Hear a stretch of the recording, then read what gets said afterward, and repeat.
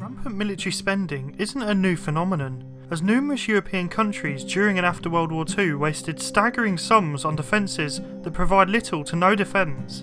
But when it comes to wasting money, nobody can beat the US. From the Cold War until now, here are the most staggering examples of military spending gone haywire from World War II until today. Number 5. Lockheed Martin F35 Lightning II, $1.5 trillion. The Joint Strike Fighter program was meant to produce a fighter that the Air Force, Marines and Navy could all use, a fast, stealthy plane that could take off from anywhere, land on anything and deploy almost any weapon. Instead, it became a black hole of technical problems, delays, technology that was obsolete before being deployed, and above all, money. It's been estimated that the F-35 has cost a staggering $1.5 trillion since its inception in 1996. Meanwhile, the plane is plagued by issues, including having trouble landing on aircraft carriers, issues winning dogfights, reliability problems, and ironically, vulnerability to lightning strikes. Number 4. Hitler's Atlantic Wall, $200 billion. Soon after Nazi Germany conquered France, Adolf Hitler ordered the building of fortification all along the Atlantic coast to protect it from Allied landings. Führer Directive 40 called for 15,000 individual emplacements to be manned by over 250,000 Germans and foreign conscripts, all in less than a year. The cost of the Atlantic Wall was staggering, certainly in lives. Much of the work was done by slave labour, but also in material and money. 1.2 million tonnes of steel, enough to build 20,000 tanks, was used, along with 17 million cubic metres of concrete. The total cost was the equivalent of $200 billion in today's money, a cost that Germany could barely afford.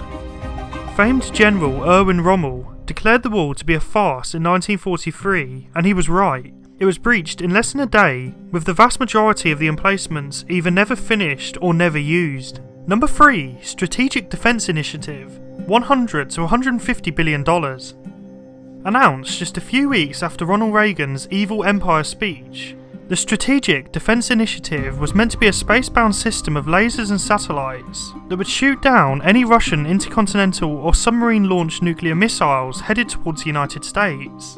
What it became was a black hole of theoretical research, pop culture ridicule, political tension and spent money. A staggering amount of money. Estimates on the cost of SDI research and development start at $100 billion and run up as high as $150 billion.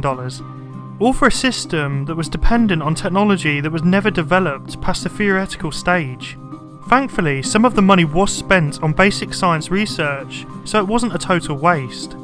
Number 2. Rockwell B1 Lancer, $1 billion per plane. One of the most troubled and controversial programs in Air Force history. The B1 was developed in the early 70s as a replacement for the ageing B-52. It was cancelled in 1977 after 4 prototypes were made.